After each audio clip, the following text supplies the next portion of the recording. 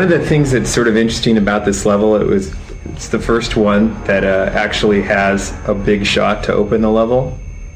As we were developing the product, this was the first game level that we built that had that, yeah. Yeah, so that there's a really low camera looking up at the gate to try and give the sense that there was something very large inside, and to kind of be imposing, like the gate in the original King Kong movie.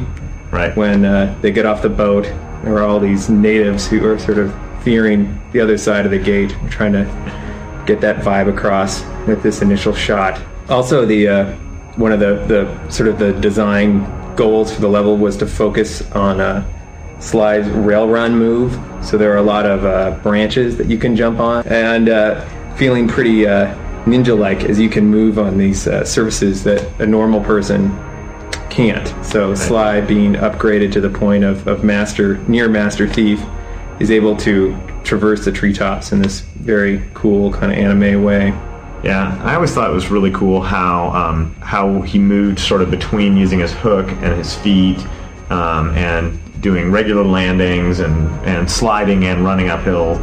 It just feels like he covers a lot of different sort of modes and the way you move through it.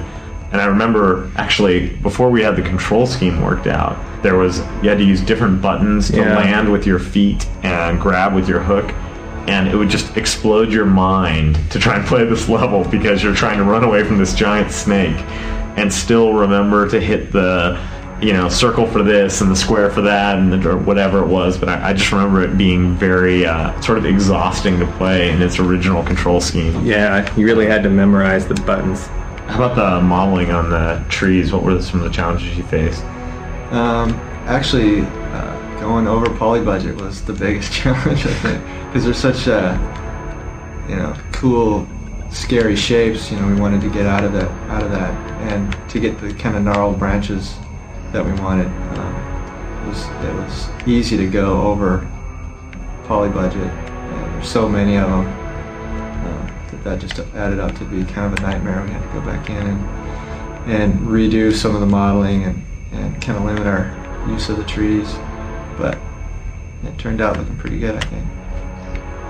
Did you have to go through any kind of special rigmarole to make sure that the true gameplay path was clean? But I mean, because there are a lot of kind of side branches that don't look playable, yet they exist in the world. Yeah, I pretty much went through the game tree by tree and placed each branch with a reason. I didn't just go in and just start splitting every branch. Every branch has a reason. Well, that's I mean, you can see it. Every branch that's in the gameplay zone, right? Because I mean, there's those top branches that you can never get to. Right. The top branches aren't too bad, but some of the branches sticking out of the side of the trunk are separate models, and I put them in there only for visual reasons and to get them out of the way, if they were in the way of gameplay.